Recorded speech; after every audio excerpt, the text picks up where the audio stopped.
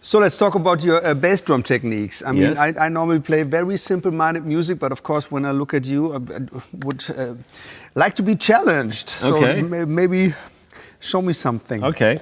Well, there are several different techniques.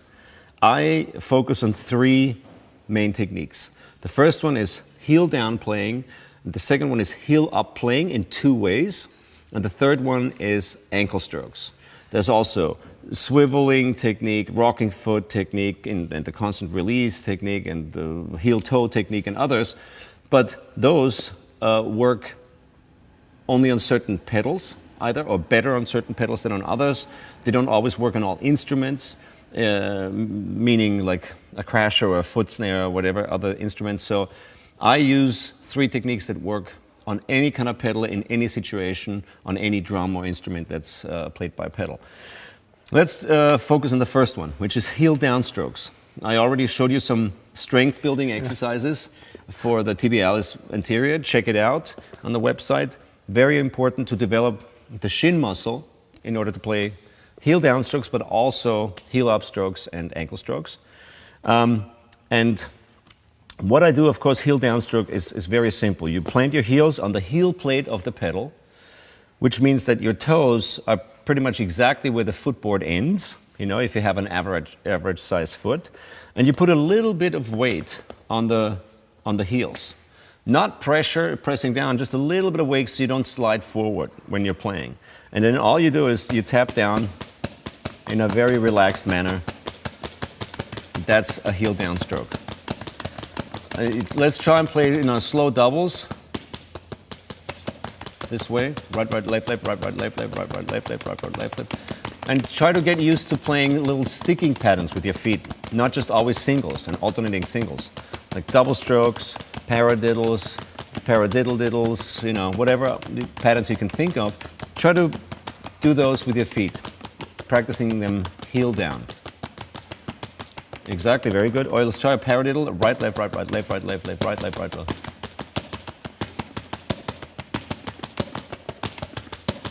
Very good.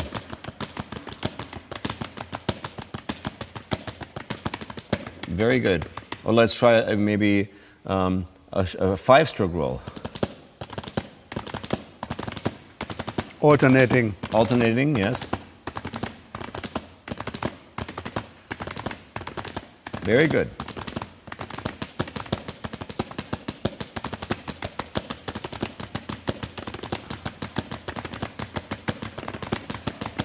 All heel down. And you can probably feel, if you're sliding, you just put a little bit of pressure on your heel and you stop sliding. Same on the pedals. So that's heel down technique. Very, very simple. The next technique I use is heel up playing. And for that, there's two versions. The first one is rolling your foot up onto the ball of your foot and then basically jogging in place. You get a high-pitched sound. Exactly. And your whole leg is moving. Very good. Very simple. The second version of this is a flat-footed stomp. You're landing with the heel and the ball of your foot at the same time. In this technique, the beater comes off the drum and you get more low end. And this is even a lower sound here on this floor. 1 E and a 2 E and a 3 E and a 4. Now, try this exercise. Let's play 1 bar of flat-footed stomping and 1 bar on the ball of a foot, like this. 1, 2, 3, 4. 1, 2, 3, 4. You can hear it's a lower sound.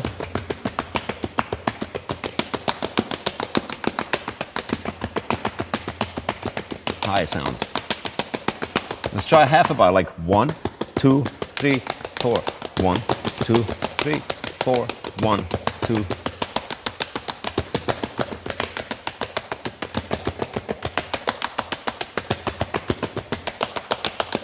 Now let's try 1 bar, 1 quarter note. 1, 2, 3, 4.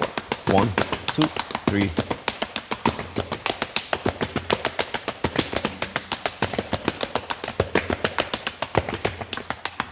Very good.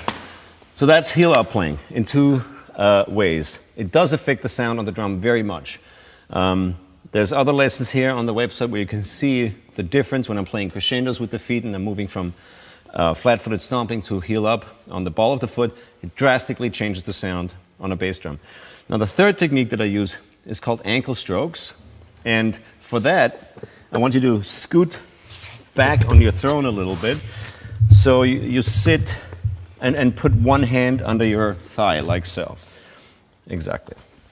So that your foot basically hangs in the air and is completely relaxed. Okay? And then just lift your foot up and tap.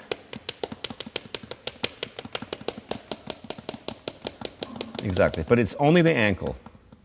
So lift your foot up and tap. The knee is not moving and there's absolutely no tension in your leg. It's super relaxed. Okay? And now maybe try it with 2 feet. You know, put your hands under both feet so they're kind of suspended a little bit and hanging in the air. Exactly. You have to scoot back on your throne maybe a little bit. Exactly. Like that. And now both feet are hanging in the air. And don't put no tension on any of the muscles. Super relaxed. And just lift your... Uh-oh, you're moving. Lift your... Exactly. And that way, let's play alternating singles. 2, 3, 4, 1, 2. Try to lift your feet up maybe a little higher. It's all just ankle, no knee, no leg, nothing is moving. It's all ankle. And of course, you know, this is all great. You can try and tap out like Hertas, maybe this way, 5-stroke rolls.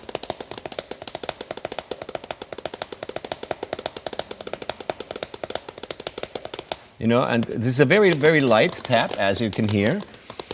And of course, we need our hands to play the drum, so this is not an ideal position. I'm only showing you this because you want your legs to be completely suspended and your thighs to be completely relaxed. And this is a good way of showing it because your legs are hanging off the edge of the throne. But when we actually play the drums and we want to play ankle strokes, one of the most important things is the seat position. You can't sit at the edge of the throne like this because you have too much weight falling forward. You have to actually scoot back on your throne so your butt basically hangs off the backside of the throne a little bit, like this, okay? And then if you sit this way, you have support on your hamstring right here. And that's what you need. So you need the right throne. For this, don't get one of those motorcycle thrones or those bicycle seat-shaped thrones because they have a cutout exactly where you need it right here. These round thrones have support there, so you can scoot back on your throne, and while you do this, you can sit upright, and your legs are basically suspended in the air. And you can do this without falling forward or backwards off the throne. Okay? And my leg's not moving. It's completely still and immobile. All the movement comes only from the ankles. So this is an ankle stroke. That way you can play, you know, whatever you want up here. Your upper body is always completely balanced. And when you're behind the kit, you can move forward a little bit because then you have the support from the pedals and the spring. So, you know, you have to not sit all the way with your butt hanging off the other side of the throne. So those are the 3 techniques. Your center balance is here in the belly, or? Yes, absolutely. It's actually right on my butt, right on the spindle of the throne, basically. You know? Exactly. And you keep a straight spine, sit upright. Yeah, don't lean backwards too much. That's very bad because if you lean backwards, you have to flex your abs, not to fall backwards. So make sure that if you have to lean backwards, you're sitting too far in front of the throne. You have to move back. No, actually the other way. You have to move backwards on the throne. Plus, always make sure you're sitting a little too low, that your hip joint I was just about to say. must always be higher than your knee joint. Exactly. You need to sit higher, much better, exactly. Perfect. And you want to slope down on your thigh, exactly like this. And your ankle should never be under your knee. It should always be a little forward. It should always be obtuse angles. So if this is my spine, imagine that. It's a slope down on my upper thigh and an obtuse angle to my lower thigh. So not like this, not a right angle, you know, Never like this, never right angle like that. Always an obtuse angle like so. So straight, vertical, sloping down, obtuse angle, sloping forward. Because playing the kick drum is a downward motion, but it's also a forward motion, a kicking motion, So that's important. Now, let's try and combine these techniques to play some dynamic bass drum patterns, okay? Mm-hmm. First exercise I have for you is a very simple triplet exercise. I want you to stomp with your right foot in a quarter note fashion. 1, 2, 3, 4. And the left foot fills in 2 triplets, heel down. So this is a stomp, this is a heel down stroke, like this. 1, 2. Very good. That's great. Now, on the 4 of each bar, I want you to play 3 singles that are stomps, and then you land on the other foot and you repeat the pattern again. So the pattern goes right, right, right, right, left, right, left, right, right, left, right, right, left, right, right, left, right, left, right, left, right, left, left, right, left, left. Very good. And you can hear this is a dynamic foot pattern. Loud strokes, soft strokes, and a mixed sticking pattern. I'll play it a little faster, so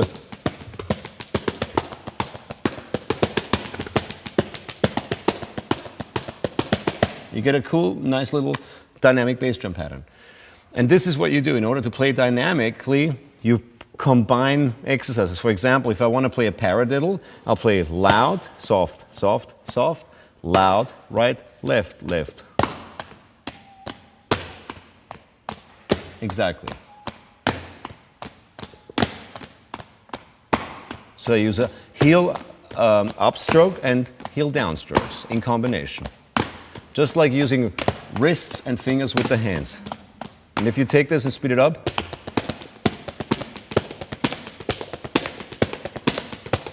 get a nice dynamic bass drum pattern.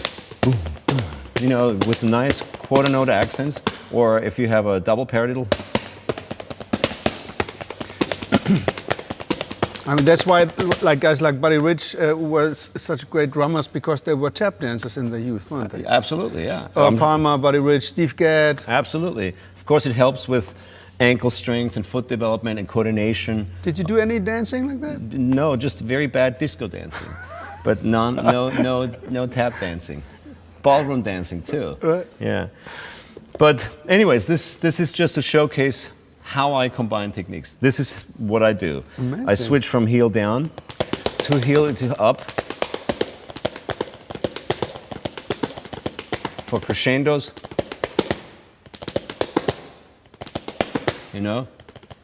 For soft playing, it's heel down.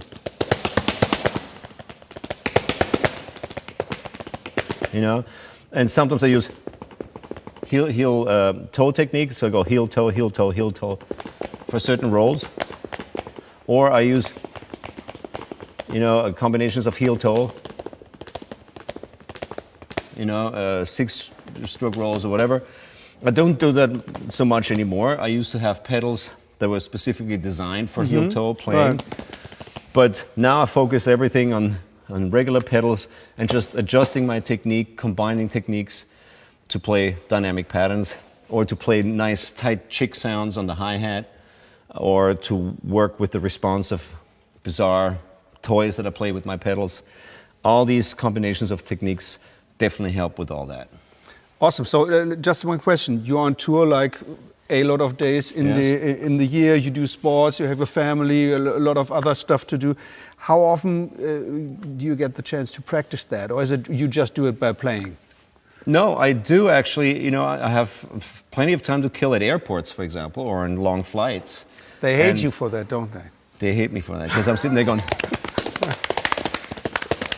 Exactly, drive everybody nuts. No, but you can do this anywhere. Right. And this exercise, if you've played along with us, you notice it's high impact, and you really train those muscles you need for playing. So often I do these exercises before a show, backstage. I just sit, and tap out little patterns with my feet. It warms up my legs and my hands. I do this clapping exercise, or just finger snaps. you know, or you know, the groping exercises I showed you. That's plenty of, you know, of kind of warm up for me. I don't actually play much to warm up, and I unfortunately don't have much time to practice. But I try to work these kind of exercises into my daily routines. Sometimes even in the gym, when I'm in the gym and I'm doing something, you know, between exercises, I would just tap out some patterns just to keep the juices flowing and keep it kind of working and moving.